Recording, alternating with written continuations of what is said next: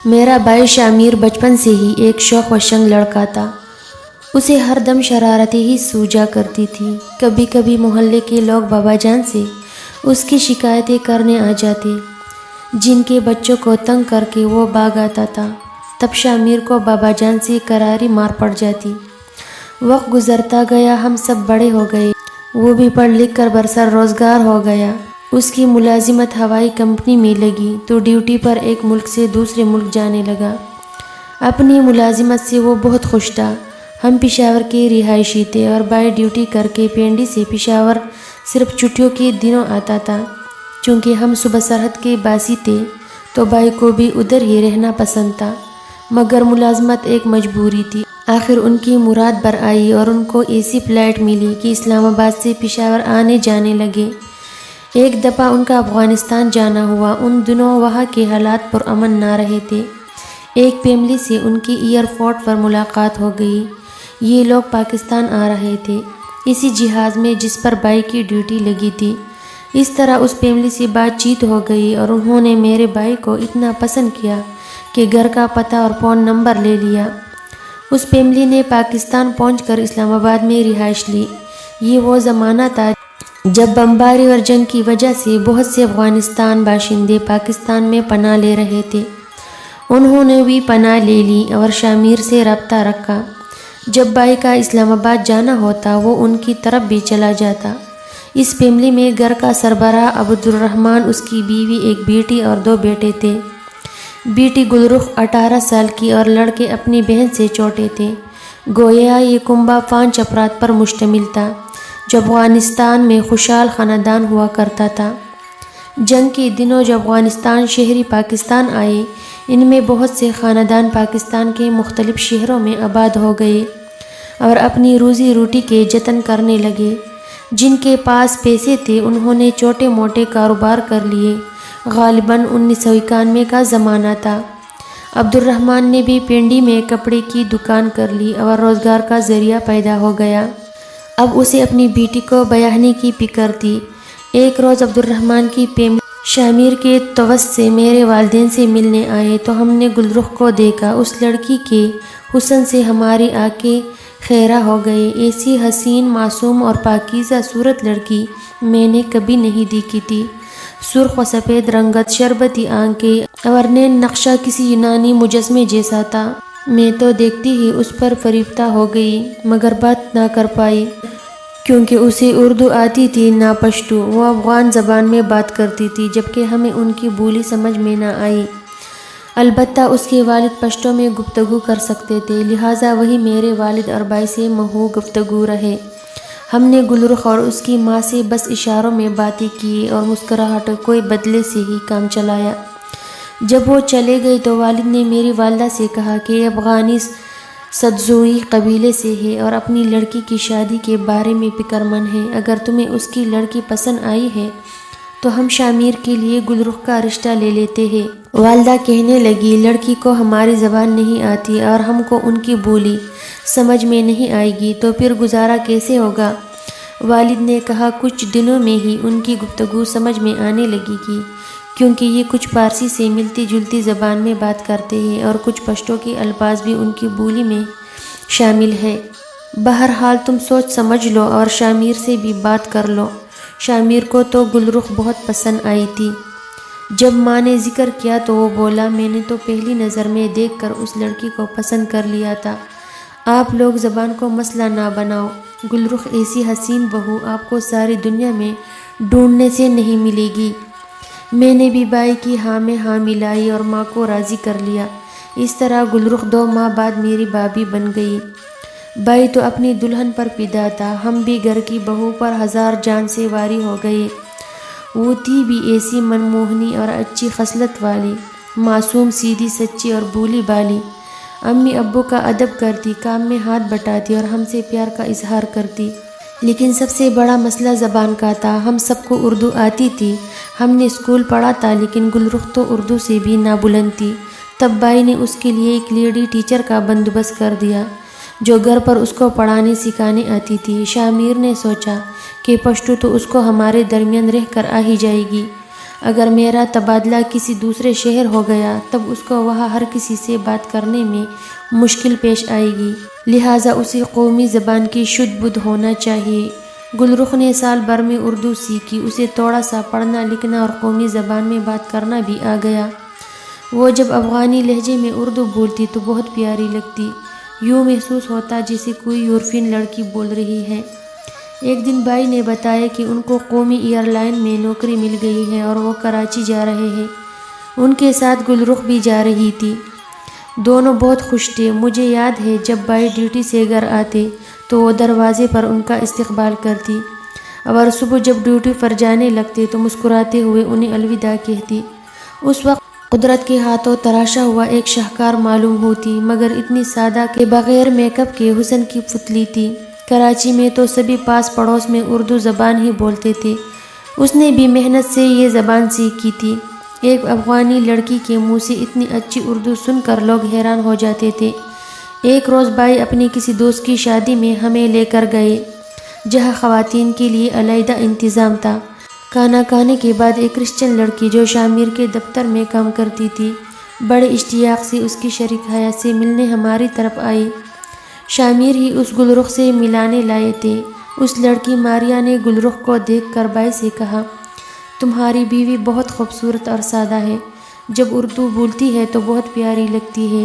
یہ بات سن کر بھائی ہنس دیے تو ماریا بھی ہنس پڑی۔ کبھی ڈیوٹی کے بعد شامیر دیر سے گھر لوٹتا تو گل رخ بھابھی ان کے انتظار میں جاگتی رہتی۔ اس کی عادت تھی کہ رات کا کھانا بھائی کے ساتھ کھاتی، خواہ وہ کتنی دیر سے کیوں نہ گھر آئے۔ شامیر بھابھی کو ستانے کو اکثر مذاق میں کہتا، تم کھانا کھا لیا کرو، میں تو وہاں سے کھا ہی لیتا ہوں، تم اتنی دیر تک بھوکی رہتی ہو۔ وہ کہتی، میں تو آپ کے بغیر نہیں کھا سکتی اور آپ کھا لیتے ہو، کیوں؟ کیا کروں؟ ماریا بہت اصرار کرتی ہے، تب کھانا پڑتا ہے، ساتھ ڈیوٹی کرنے والے کا خیال تو کرنا ہی پڑتا ہے۔ اس پر وہ شوہر کے مذاق کو سچ سمجھ کر رٹ جاتی۔ بھائی اسے مناتا، کہتا، نادان، میں نے کب تیرے بغیر کھایا ہے، لاؤ کھانا دو۔ وہ کھانا لاتی، جب دونوں کھا لیتے بھائی کو پھر مذاق سوچتا، کہتا، دونوں کو راضی کرنا پڑتا ہے، ماریا کے ساتھ بھی کھا لیتا ہوں اور تمہارے ساتھ دوبارہ کھانا پڑتا ہے۔ دیکھو اب میرا وزن کتنا زیادہ ہوتا جا رہا ہے، کہیں نوکری سے فارغ نہ کر دے۔ وہ تو یہ مذاق میں کہتا، لیکن گل رخ اسے سچ سمجھ لیتی اور اس کا دل مرجھا جاتا۔ شامیر کی عادت تھی کہ بار بار مذاق کر کے خود خوش ہوتا اور دوسرے کی دل آزاری کا احساس نہ کرتا۔ دراصل وہ میرے بھائی سے بہت محبت کرتی تھی۔ ایک بار شامیر ہم کو منوڑا لے کر گیا، ہم کشتی میں سیر کر رہے تھے، بھائی نے سمندر کا پانی چلو میں بھر کر کہا، دیکھو گل، یہ پانی چکنا، ہمارے وطن کا پانی کتنا میٹھا ہے۔ بھابھی نے چلو بھر کر پانی منہ میں لے لیا۔ ظاہر ہے کہ سمندر کا پانی کڑوا ہی تھا، مگر اس نے پانی منہ سے نکال پھینکنے کی بجائے پی لیا اور بولی، ہاں شامیر، تمہارے وطن کا پانی بہت میٹھا ہے۔ ہم سب ہنس رہے تھے، مگر اس نے پانی کی کلی پھینکنے کے بجائے اس لیے نگل لی تھی کہ اس کا شوہر خوشی محسوس کرے۔ شامیر اور گل رخ کی زندگی اتنی خوشگوار تھی کہ دفتر سے آنے کے بعد یا چھٹی کے دن میں وہ گھر سے باہر کہیں نہیں جاتا تھا۔ آس پڑوس والے اس خوش و خرم جوڑے کی زندگی کو مثالی کہتے تھے۔ ہمارے گھر کے برابر اشفاق بھائی کا گھر تھا، وہ میرے بھائی کے ساتھ ایئر لائن میں ملازم تھے۔ ان کی بیوی گل رخ کی سہیلی تھی۔ ایک بار مذاق میں انہوں نے بیوی سے کہہ دیا کہ شامیر کی تو ماریا سے بہت بنتی ہے، کاش ہماری بھی کوئی ماریا جیسی دوست دفتر میں ہوتی، یہ آدمی تو بڑا خوش قسمت ہے، دفتر میں بھی خوبصورت ساتھی اور گھر میں بھی۔ اس نے تو یہ سب اپنی بیوی کو جلانے کو کہا تھا، لیکن کچھ عورتوں کی عقل واقعی گدی میں ہوتی ہے، ان کے پیٹ میں بات کہاں پڑتی ہے۔ اس خاتون نے آ کر گل رخ کو بتایا کہ تمہارا میاں اپنی دفتر کی ایک کرسچن لڑکی ماریا سے محبت کرتا ہے۔ بھابھی یہ بات سن کر خاموش رہ گئی، شاید اس نے سچ سمجھ لیا۔ اس کے بعد وہ ہر وقت خاموشی ہی رہنے لگی۔ پہلے وہ مجھ سے باتیں کرتی، امی کے ساتھ چہکتی، نہیں تو اپنے ننھے منھے بیٹے اور بیٹی کے ساتھ کھیلتی۔ اس نے تو اپنے بچوں کے ساتھ بھی چہکنا مہکنا چھوڑ دیا، جیسے اس چپ ہی لگ گئی ہو۔ ایک دن میں نے بھائی کی توجہ دلائی کہ گل رخ اب اداس اور چپ چپ رہنے لگی ہے، کہیں اسے اپنے میکے کی یاد تو نہیں ستاتی۔ تب بائی نے قسم دے کر اسے پوچھا کہ تم کیوں اداس ہو؟ اس پر وہ رو پڑی، کہنے لگی اشفاق کی بیوی بتا کر گئی ہے کہ تم کو ماریا سے بہت محبت ہے، اس کو اس کے شوہر نے بتایا ہے۔ بائی نے کہا ایک عورت کی بات پر تم نے یقین کر لیا؟ اول تو یہ بالکل غلط بات ہے، میں کسی سے پیار نہیں کرتا، اور اگر مجھے کسی سے پیار ہو جائے تو تم کیا کرو گی؟ سچ بتاؤ۔ میں چاہوں گی کہ تم اپنا پیار پالو مگر خوش رہو۔ گل رخ نے جواب دیا۔ انہی دنوں بائی کے دفتر میں کچھ سیاست چل پڑی جس سے شامیر کو پریشانی لاحق ہو گئی۔ گھر آتا تو دفتری پریشانی چہرے سے ظاہر ہوتی۔ بھابھی اس کا پریشان چہرہ دیکھ کر بجھ جاتی، وہ سمجھتی کہ اس کا شوہر ماریا کے سبب اداس رہنے لگا ہے۔ بائی اسے اپنے دفتر کی پریشانی تو بتا نہیں سکتا تھا، آخر ہمت کر کے گل رخ نے پوچھ ہی لیا کہ کیا تم ماریا کے لیے پریشان رہتے ہو؟ اس نے بھی کہہ دیا کہ ہاں، یہ ان کی مذاق کی عادت والی بات تھی، مگر گل رخ نے دل پر لے لی۔ ایک روز مجھ سے بولی عالیہ باجی میں بہت دکھی رہنے لگی ہوں کیونکہ میرے سر کا مالک دکھی رہتا ہے۔ بائی کو آفس کی کوئی پریشانی ہوگی، ایسی پریشانیاں آتی جاتی رہتی ہے، تم کیوں دکھی ہوتی ہو؟ گل رخ کیوں نہ دکھی رہو، جس لڑکی سے وہ پیار کرتا ہے میری وجہ سے اس کے ساتھ شادی نہیں کر سکتا نا، میں اس کے بچوں کی ماں جو ہوں، وہ تبھی اب بہت پریشان رہنے لگا ہے۔ آخر بھابھی نے مجھے اپنی دل کی بات کہہ ہی ڈالی۔ میں نے کہا بھابھی یہ بات نہیں ہے، تم سے بائی ایسی ہی مذاق میں کہتا ہے اور تم سچ سمجھ لیتی ہو، اس کی تو یہ عادت ہے بچپن سے مذاق کی۔ ایک دن بھابھی شامیر سے بولی میرے سردار ایک بات کہو، ایک نہیں 10 کہو، 10 نہیں بس ایک ہی بات کہنی ہے، اگر آپ اس لڑکی کے بغیر نہیں رہ سکتے جس کے لیے اداس رہتے ہو، تمہیں میری قسم اس سے ساتھ شادی کر لو، میں اس بات پر راضی ہوں، میں خوش دیکھنا چاہتی ہوں آپ کو، اچھا کر لوں گا، تم کیوں فکر کرتی ہو، تم سے پوچھ کر تھوڑی کروں گا۔ بائی نے جس بات کو ذرہ برابر اہمیت نہ دی تھی اس کو گل رخ نے دل کے دامن میں باندھ لیا۔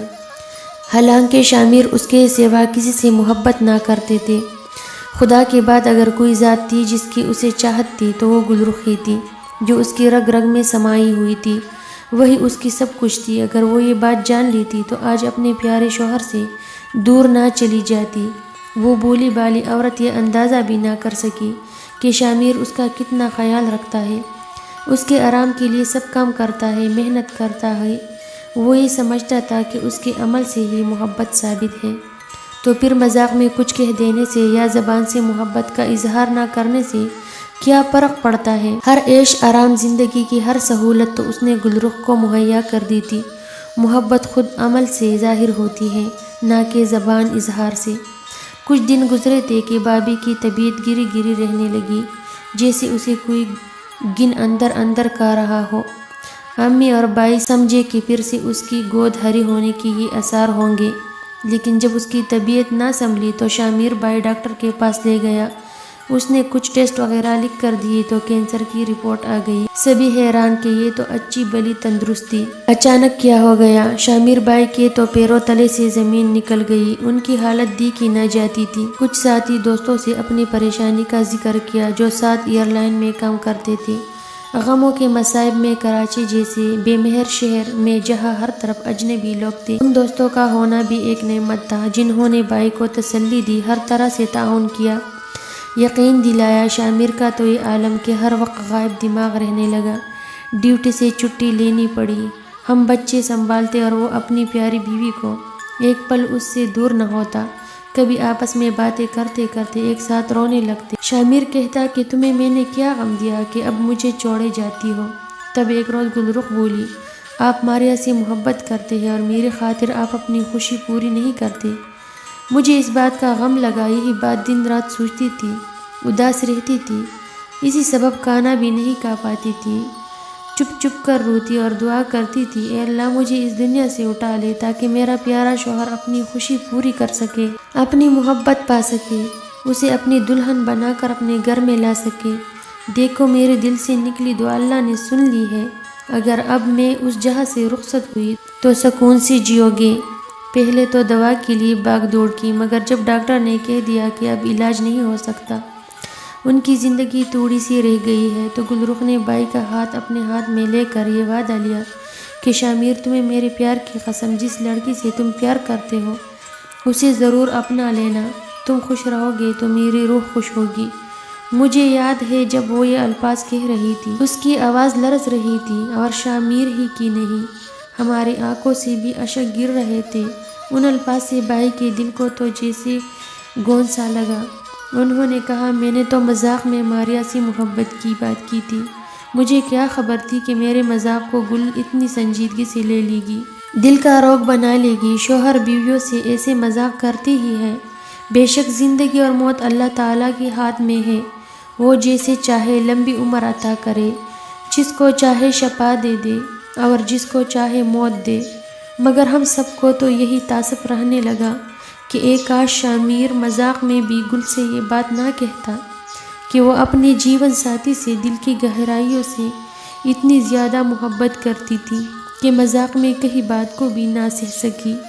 شامیر نے گل کے بعد شادی نہ کی، حالانکہ وہ عمر کے اس دور میں تھا جہاں امنگیں اور خواب ہی خواب ہوتے ہیں، لیکن اب ان کی زندگی بے بہار چمن ہے، جہاں نہ پھول پودے ہیں اور نہ ہی گل و بلبل کی چہکاریں سنائی دیتی ہیں۔ وہ ایک اداس اور جاڑ زندگی گزار رہا ہے، اپنے بچوں کی خاطر جی رہا ہے۔ کل اس کی حیات کس قدر صورت تھی اور آج افسانہ ہو گئی۔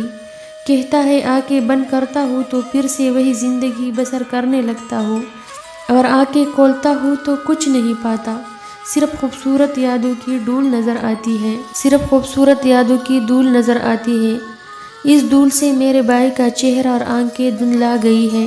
وہ مجھ سے 5 برس چھوٹا ہے لیکن 10 برس بڑا لگتا ہے۔ یہ صحیح ہے کہ ہم عمر کی خوبصورتی کو کہا جاتا ہے